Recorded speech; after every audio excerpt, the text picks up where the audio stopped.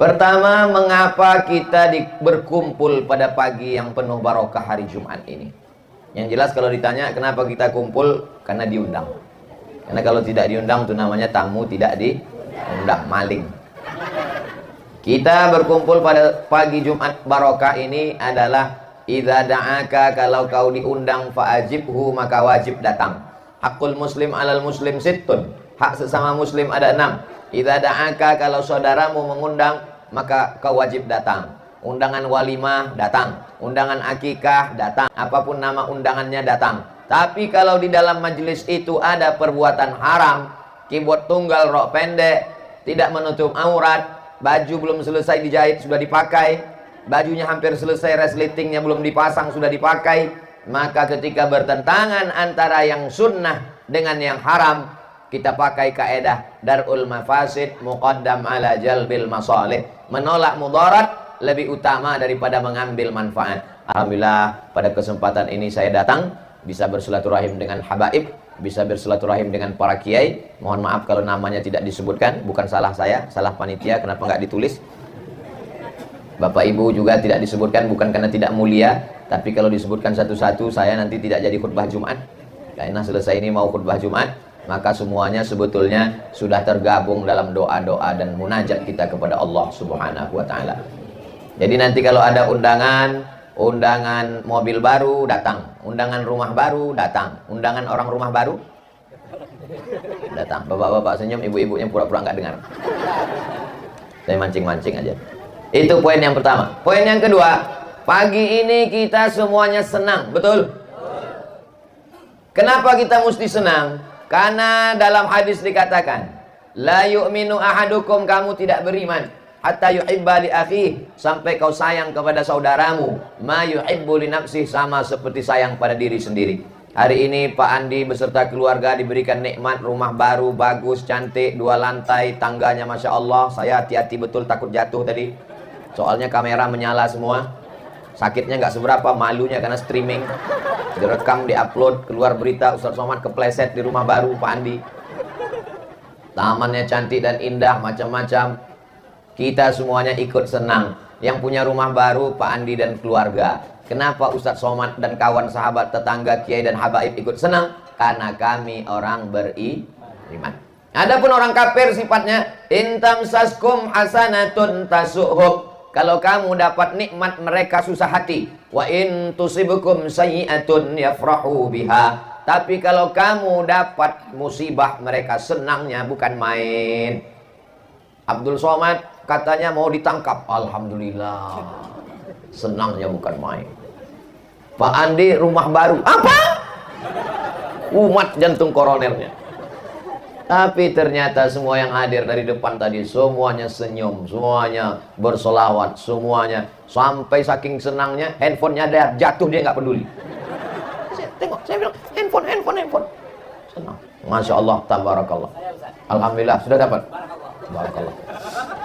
Begitu rupanya orang kalau sudah senang. Semuanya hari ini menunjukkan bahwa kami orang beriman ikut senang melihat kesenangan saudara kita. Ada yang meninggal, kita ikut susah, namanya takziah.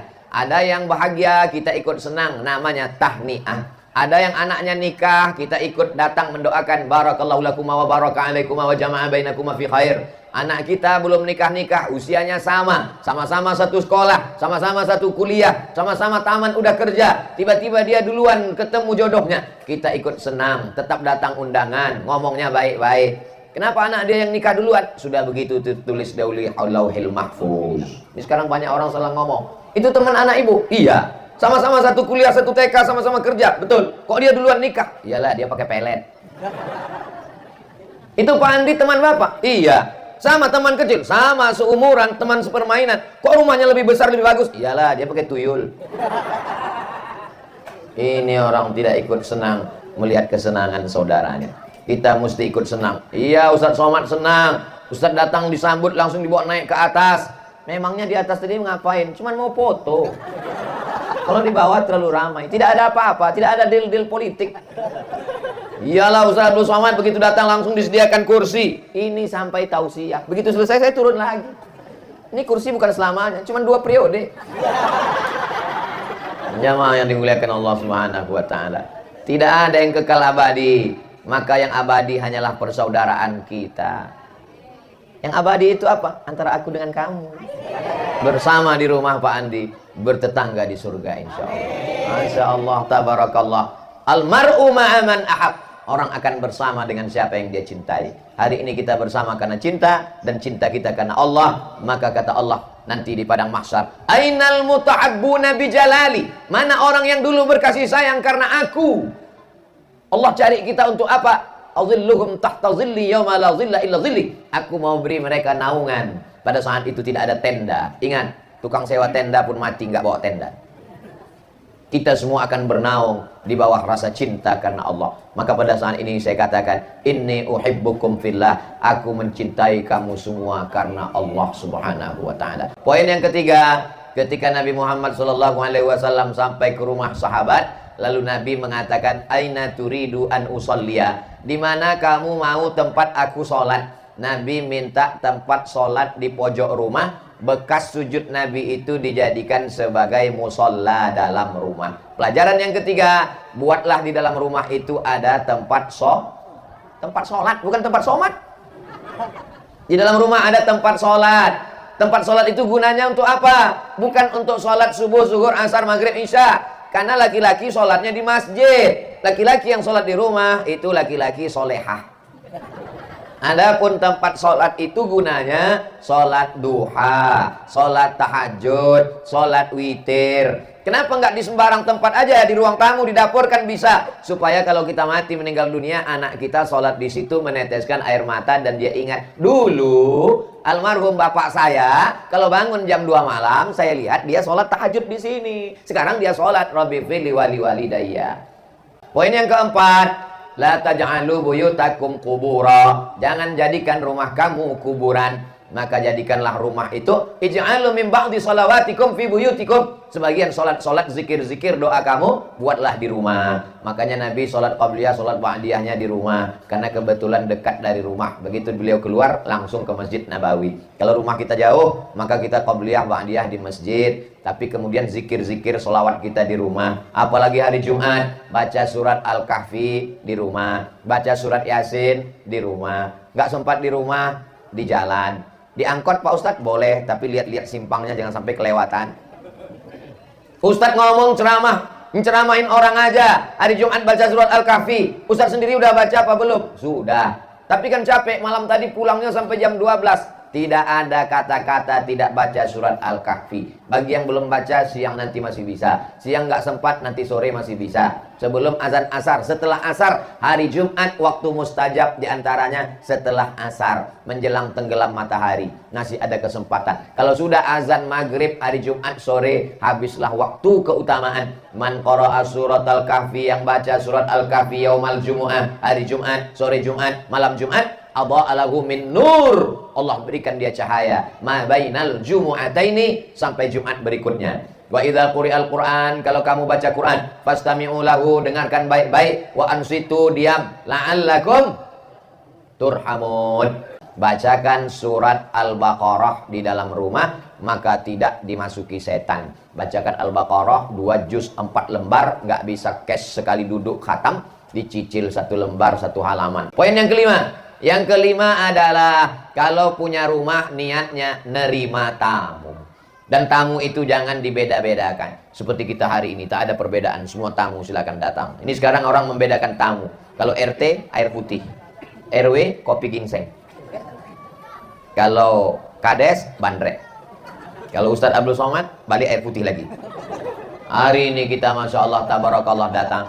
Man ahabba yubsata lahu fi rizqihi, siapa yang mau rezekinya melimpah, maka silaturahim pintu terbuka, tapi jangan 24 jam karena maling juga mau silaturahim. Maka tetap kita jaga. Ingat, perbuatan baik kita kadang digunakan oleh orang yang tidak bertanggung jawab. Kejahatan terjadi bukan karena ada niat dari pelakunya, tapi juga karena ada kesempatan. Waspadalah. Maka alhamdulillah hari ini pintu terbuka karena yang datang orang-orang soleh hari Jumat. Tapi untuk hari yang lain tetap dikunci. Ini pagarnya tinggi. Nanti kalau ada yang nanya, kenapa orang Islam buat pagar tinggi-tinggi? Nabi Muhammad itu rumahnya nggak pakai pagar. Kenapa rumah Pak Andi pakai pagar? Nabi Muhammad rumahnya nggak pakai pagar karena sekelilingnya sahabat Nabi. Pak Andi rumahnya pakai pagar karena sekelilingnya sahabat UAS. Sahabat UAS tuh ujian akhir semester. Ustadz Abdul Somad. Jadi zaman itu datanglah orang menghadap kepada Khalifah Harun Ar-Rasyid. Hei Harun Ar-Rasyid, kenapa kamu pakai pengawal-pengawal? Nabi Muhammad nggak dikawal di sekelilingnya. Kata Harun Ar-Rasyid, pada zaman Nabi Muhammad, orang yang sekeliling dia seperti aku. Sedangkan di zaman aku, orang sekelilingnya seperti kamu.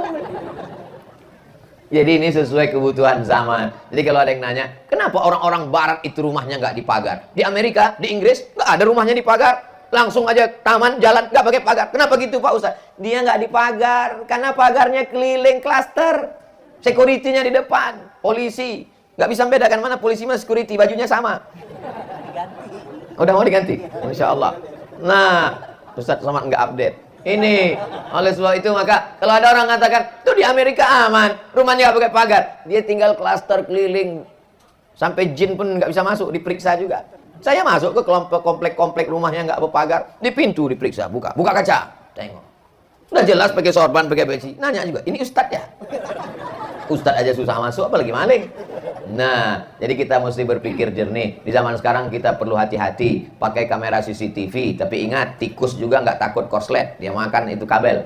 Maka kita perhatikan dengan baik. Ini poin yang kelima. Jaga zahirnya pakai pagar. Jaga batinnya pakai ayat-ayat pagar batin. Tidak perlu ngundang dukun dipasang pagar. Kata dukun, mari kita pagar. Tiba-tiba masuk juga santet. Kenapa? Rupanya dukun yang ini S1, dukun yang santet S3. Kalah kita. Maka pakailah pagar yang paling tinggi. Siapa dia? Wala ya'uduhu hifzuhuma. Tidak ada yang sulit bagi dia untuk menjaga keduanya. Hifzuhuma, menjaga langit dan bumi. Rumah Pak Andi di langit apa di bumi? Di bumi. Maka masuk dalam hifzuhuma. Wala ya'uduhu hifzuhuma wa huwal aliyyul azim. Nah, ini semua adalah kebaikan-kebaikan. Buat rumah niatnya supaya orang datang bertamu. Buat rumah niatnya supaya orang datang bersilaturahim. Siapa yang mau melihat ukuran iman? Man kana yu'minu billahi wal yawmil akhir. Siapa yang beriman kepada Allah dan hari akhirat, falyukrim dhaifahu, maka muliakanlah para tamu-tamu. Alhamdulillah. Kalau hari ini ada yang berpikir tamu yang paling tinggi adalah Ustaz Abdul Somad, sudah duduk di atas, dikasih karpet, dikasih kursi, sesungguhnya kedudukan kita sama nanti di hadapan Allah Subhanahu wa taala. Siapa yang paling beriman, siapa yang paling mulia? Inna akramakum indallah atqakum. Ini hanya kedudukan di hadapan manusia. Makanya saya duduk di sini tak lama. Habis tausiah turun. Kalau lama-lama saya begini, bisa lama-lama begini jadi Fir'aun saya. Akulah yang paling hebat, akulah yang paling tinggi, akulah yang paling mulia. Lama-lama nanti kita akan berkata, Ana rabbukumul a'la. Aku adalah Tuhan kamu. Na'udzubillah. Kita mesti merendahkan diri di hadapan. Lalu kenapa Ustaz duduk di atas? Supaya kelihatan sama jamaah. Jamaah supaya melihat semua. Ada yang jamaah melihat.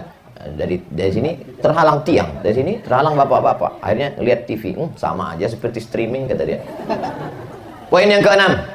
Apa yang kita lakukan?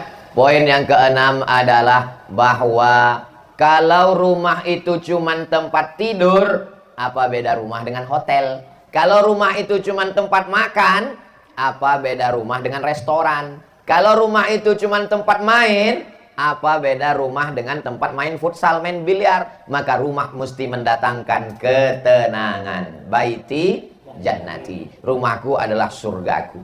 Orang dulu kalau dia stres di luar, dia pulang ke rumah. Orang sekarang kebalikan. Stres di rumah, dia keluar. Maka lebih lama di luar daripada di rumah. Mudah-mudahan rumah ini mendatangkan ketenangan. Kita aja di rumah ini tenang, rasanya mau berlama-lama. Tapi nggak bisa lama karena kita tamu, kita mesti pulang. Ya? Masih banyak jadwal. Nah, saya sampai hari Ahad, habis itu pulang ke Riau. Bapak Ibu selesai acara ini pulang. Tapi mudah-mudahan ketenangan rumah ini melimpah ke kita, insya Allah. Jadi kalau ada ibu bapak selama di rumah ini ngantuk, loh saya kok ngantuk? Itu menunjukkan hatinya tenang. Maka saya kalau tausiah ada jamaah yang ngantuk, saya nggak pernah marah. Ustaz ini ada yang tertidur, itu menunjukkan hati dia tenang. Berarti ceramahnya meresap ke dalam hati. Tidak ada ketenangan kecuali di dalam rumah. Rabbana hablana min azwajina, pasangan hidup, wa dzurriyyatina, anak cucu, qurrata a'yun, sejuk dipandang mata. Ustaz Abdul Somad, ini emak saya. Ustaz Abdul Somad, ini istri saya. Ustaz Abdul Somad, ini anak laki-laki saya. Ustaz Abdul Somad, ini anak perempuan saya. Ketemu, silaturahim, duduk bersama, makan bersama. Sekarang sudah tidak ada lagi. Orang sudah tidak lagi bisa duduk bersama. Kalaupun duduk bersama sudah tidak ngobrol lagi. Neneknya, bapaknya, ibunya, cucunya, mantunya, anaknya duduk di ruang tamu, tapi semuanya diam. Datang pembantunya ngambil foto dari atas, dipoto, dia pun update status. Ditulisnya di bawah caption, silent generation. Generasi diam. Karena semua sibuk dengan dunianya masing-masing. Aneh manusia ini. Ada orang dekat, dia ngobrol dengan orang jauh. Gimana? Apa kabar? Kalau ketemu dia dengan orang yang jauh itu, dia cari lagi orang yang lebih jauh. Manusia ini sudah kacau. Maka usahakan handphonenya off dulu, mati dulu, dekat dengan keluarga, sahabat. Karena kalau tidak, nanti kita tidak akan pernah ketemu. Jasadnya dekat, tapi jauh di hati. Orang dulu jauh tempat, tapi dekat di hati. Seperti aku dan kamu. Ustaz Abu Somad jauh di Riau. Tapi kenapa kalau dia datang ke Jakarta, seperti sering? Kok kita, ini pertama kali datang? Iya. Kok seperti sering ketemu? Iyalah Pak Ustadz, kami kan mau tidur nonton Ustadz dulu. Sampai sering-sering ngigaunya sama Ustadz Somad. Sampai curiga suami saya Pak Ustadz. Gitu. Apa yang sering kau tonton, apa yang sering kau dengar, itulah yang akan datang dalam mimpi-mimpi. Maka jangan heran kalau banyak orang ngigaunya Sanjay Dutt, Amitabh Bachchan. Kenapa? Karena itu yang dia lihat.